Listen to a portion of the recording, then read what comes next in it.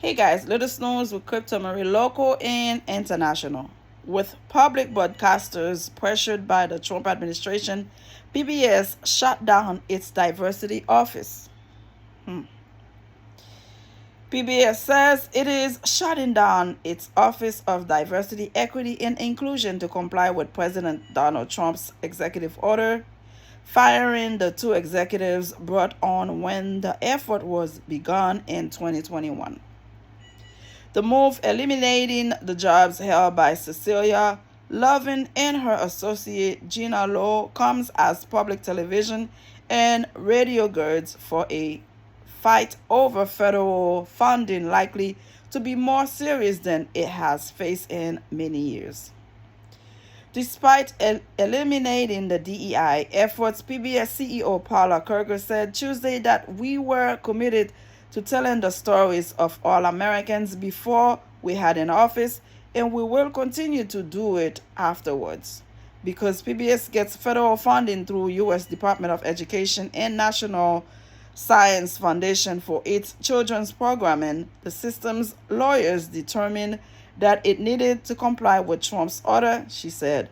The system gets some $535 million in general support from the government, about 16% of its budget, but because it is filtered through the private corporation for public broadcastings, it's unclear whether that would require compliance. Let's see, some of PBS 330 member stations have their own DEI effort and receive CPB funding, so it will be up to them to decide what to do with their office. We're trying to encourage them to have lawyers looked at their circumstances, Kerger told the Associated Press.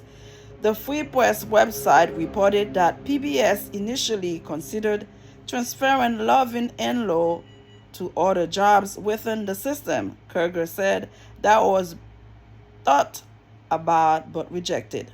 The DEI office was concerned with more than just racial equity. Much of its recent work went to making sure children with hearing issues had access to PBS programming, she said. 4 years ago, PBS faced pressure from the opposite direction. More than 130 filmmakers sent a letter to the system saying that its relationship with documentarian Ken Burns came at the expense of others and that PBS showed a systemic failure to fulfill a mandate for a diversity of voices. With the Trump administration's current efforts at cutting federal spending, Kerger understands public broadcasting will be looked at closely. U.S. Senator Mike Lee posts Let's Defund PBS and NPR on X Tuesday. You see, what people don't understand, when they heard the word DEI, they thought it was only focusing on black people. They don't know this also comes to gender. You could be a female, it could be religion, it could be sexual orientation. So it's not just being black or white or Hispanic or Asian. It's not only based on race. It's are you a female or you're a male. And to all those companies that are following this man executive orders, you have a choice to make. I heard Coca-Cola is going down. I heard Target is trying to reverse removing DEI out of the system to put it back. Guys, don't believe this shit until you have proof, until you have some kind of physical proof that they did reverse it. They could just say, okay, we're sorry, since we are not making much sale, we're trying to reverse it. We're not going to follow what this president say. Don't go for the BS. You gotta have some kind of proof. Yes, it was done, okay? Don't fall for the crap.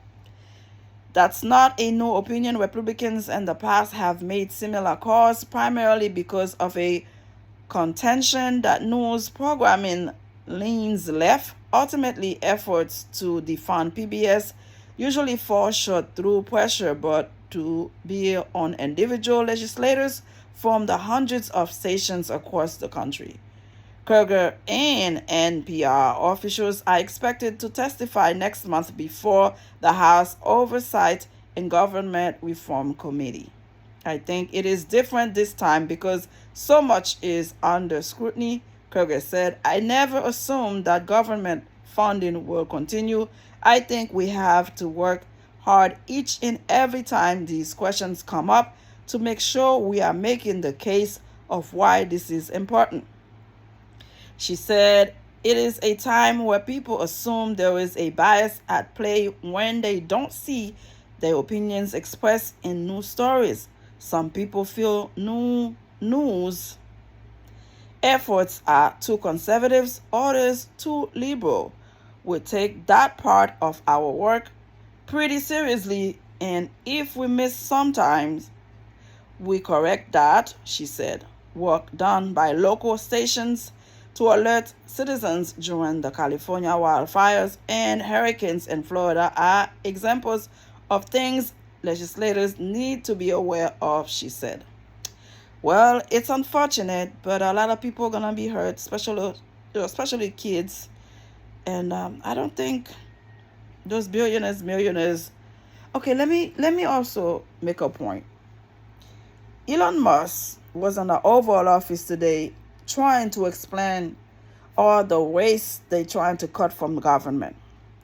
When it comes to this man trying to renew or going to renew the tax cut for billionaires and millionaires, is he going to stop him from doing that? Because you guys don't need no extra cash in your pocket.